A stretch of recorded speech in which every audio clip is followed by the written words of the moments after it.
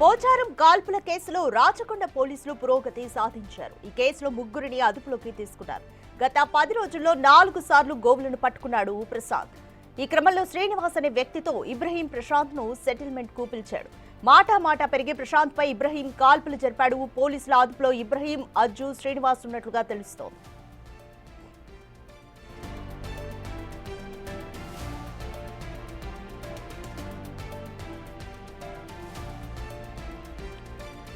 పోచారంలో కాల్పులు జరిగిన కేసుకి సంబంధించి రాచకొండ పోలీసులు త్వరితగతిన పురోగతి సాధించారని చెప్పాలి. అయితే ఈ కేసులో ఇప్పటికే ముగ్గురిని పోలీసులు అదుపులోకి తీసుకున్నారు. అయితే గత 10 రోజుల్లో 4 సార్లు గోవులను ప్రశాంత్ పట్టుకున్నాడు. అయితే ఈ నేపథ్యంలోనే శ్రీనివాస్ అనే వ్యక్తితో ఇబ్రహీం ప్రశాంత్ ను సెటిల్మెంట్ కు పిలిచాడు.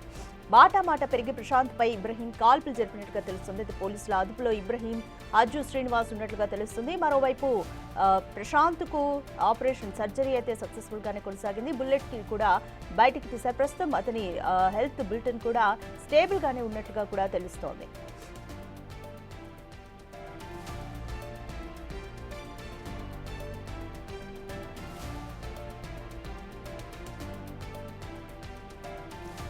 పోచారం కాల్పుల కేసుకి సంబంధించి రాచకొండ పోలీసులు పురోగతిని సాధించారు. ఈ కేసులో నిందితులుగా ఉన్న ముగ్గురిని కూడా పోలీసులు అదుపులోకి తీసుకున్నారు. అయితే గత 10 రోజుల్లో కూడా ప్రశాంత్ అనే వ్యక్తి 4 సార్లు అక్రమంగా తరలిస్తున్న గోవులను పట్టుకున్నాడు. అయితే ఇదే విషయంలో గోవులను పట్టుకోవద్దు అంటూ కూడా ఇబ్రహీం అనే వ్యక్తి శ్రీనివాస్ అనే వ్యక్తితో కలిసి ప్రశాంత్ ని సెటిల్మెంట్ కు పిలిచినట్లుగా తెలుస్తుంది. అయితే సెటిల్మెంట్ చేసుకుంటున్న క్రమంలోనే మాట ఇరువురికి అంటే ఇబ్రహీంకి ప్రశాంత్కి మధ్య మాట పెరిగి ప్రశాంత్ పైన ఇబ్రహీం అనే వ్యక్తి కాల్పులు జరిపాడు. అయితే పోలీసులు ఈ కేసుకి సంబంధించి పురోగతి కూడా సాధించారు. ఇప్పటికే పోలీసుల అదుపులో ఇబ్రహీం, అజ్జు, శ్రీనివాస్ ఉన్నట్లుగా తెలుస్తోంది.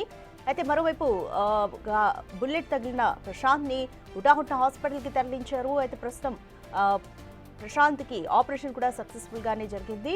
ప్రశాంత్ ఆరోగ్యం కూడా నిలకడగానే ఉన్నట్లు పోలీస్ డాక్టర్స్ అయితే తెలుపుతున్నారు. అయితే పోచారం కాల్పుల కేసులో సంబంధించి రాచకొండ పోలీసులు స్పీడ్గానే పురోగతి సాధించారని చెప్పాలి. వెంటనే కేసులో ముగ్గురు నిందితులు ఉన్నారు.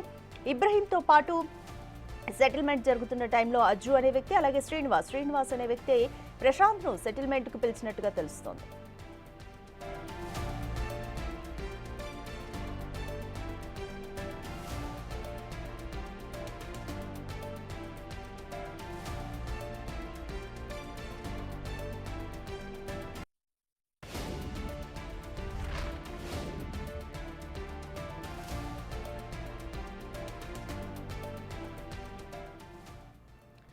మోర్ డీటెయిల్స్ మా ప్రతినిధి అనిల్ అడిగి తెలుసుకుందాం.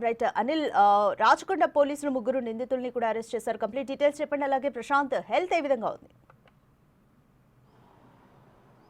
రాధిక, కాల్పుల కేసులో అంటే ప్రశాంత్ సింగ్ సంబంధించి కాల్పుల కేసులో రాచకొండ పోలీసులు పురోగతి సాధించినట్టుగా కూడా తెలుస్తుంది. ముఖ్యంగా ఇందులో నిందితులుగా ఉన్నటువంటి ముగ్గురిని అయితే ప్రెజెంట్ అదుపులోకి తీసుకున్నట్టుగా కూడా మనకు సమాచారం అందుతుంది. ఇందులో భాగంగానే వాళ్ళని అదుపులోకి తీసుకొని మరొక వ్యక్తి పరారీలో ఉన్నట్టుగా కూడా తెలుస్తుంది. అయితే ఇక ప్రశాంత్ సింగ్ సంబంధించి ఇబ్రహీం ఎప్పుడైతే కాల్పులు జరిపిన అనంతరం అతన్ని ఈ సంఘటన స్థలానికి చేరుకున్న పోలీసులు యశోద హాస్పిటల్కి అయితే తీసుకురావడం జరిగింది. తీసుకొచ్చిన అనంతరం ప్రెజెంట్ తనకైతే మెరుగైన చికిత్స అధికారులు అందిస్తున్నారని చెప్పాలి, వైద్యులు అందిస్తున్నారని చెప్పాలి. ముఖ్యంగా దీనికి సంబంధించి అతనికి ఉదర భాగంలో అంటే ఛాతి భాగంలో దాదాపు బుల్లెట్ లోపలికి వెళ్ళడంతో ఆ బుల్లెట్ని తీయడానికి కాస్త కష్టంగా మారిందని చెప్పేసి కూడా తెలుస్తుంది. ఇందులో భాగంగానే రాత్రి జరపాల్సిన ఆపరేషన్ కాస్త ఈరోజు ఉదయం సమయంలో అంటే మరికొద్దిసేపట్లో జరిపే అవకాశం మనకు కనిపిస్తుంది. ఆ బుల్లెట్ని తీయాలంటే కొన్ని గంటల పాటు శ్రమించాల్సి వస్తుందని చెప్పేసి కూడా వైద్యులు తెలిపారు. ఇందులో భాగంగానే అతనికి సంబంధించి సర్జరీ చేసిన అనంతరం బుల్లెట్ తీసిన అనంతరం మరోసారి అబ్జర్వేషన్లో కూడా 48 అవర్స్ పెట్టాల్సి ఉంటుందని చెప్పేసి కూడా వైద్యుల నుంచి మనకు అందుతున్న సమాచారం. ఇందులో భాగంగానే ప్రజెంట్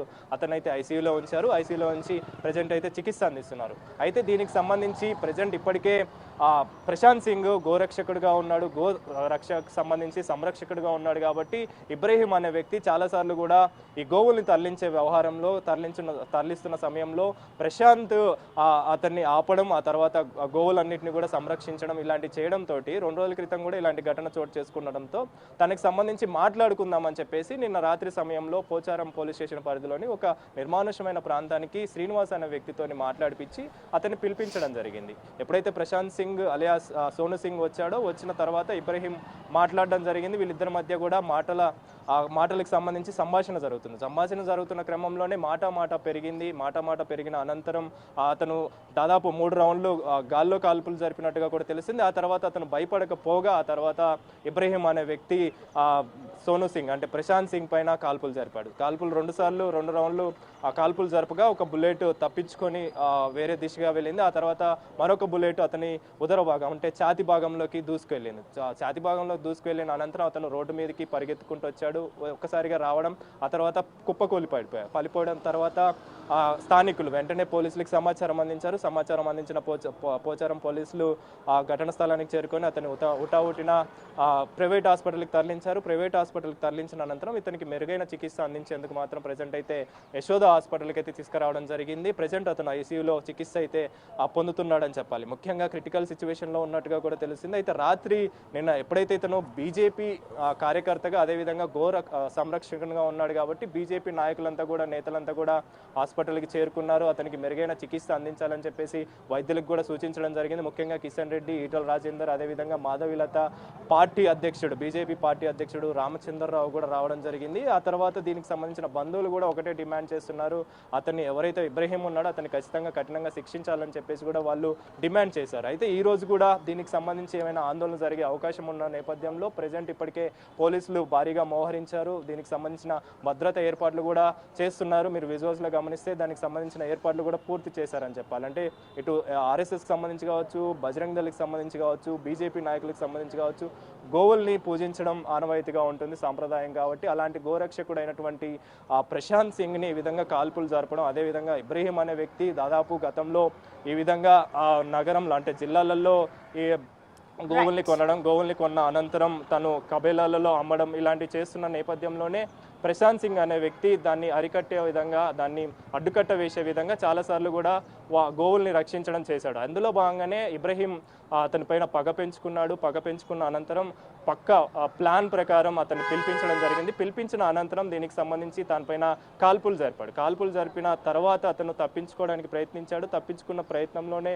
అతని ఉదర భాగంలో అంటే ఛాతి భాగంలో బుల్లెట్ దూసుకుపోయిన అనంతరం అతను కుప్పకూలిన తర్వాతనే యశోద హాస్పిటల్కి తీసుకొచ్చిన తర్వాత ఈ రోజు మాత్రం తనకి సర్జరీ చేసే అవకాశం ఉంది. బుల్లెట్ తీసి ఆ తర్వాత అబ్జర్వేషన్ లో కూడా పెడతారు. 48 అవర్స్ అబ్జర్వేషన్ తర్వాత తనకి సంబంధించిన వైద్యానికి సంబంధించి మాత్రం డీటెయిల్స్ పూర్తిగా తెలిసే అవకాశం మనకు కనిపిస్తుంది. Radhika, right, thanks for the update Anil. Right, Pocharam కాల్పుల కేసుకి సంబంధించి రాచకొండ పోలీసులు పురోగతి సాధించారు. ఇప్పటికే 3 నిందితుల్ని కూడా అదుపులోకి తీసుకున్నట్లుగా అయితే తెలుస్తుంది. మరోవైపు ప్రశాంత్ హెల్త్ కి సంబంధించి 48 అవర్స్ కూడా అబ్జర్వేషన్ లో పెడుతున్నారు డాక్టర్స్.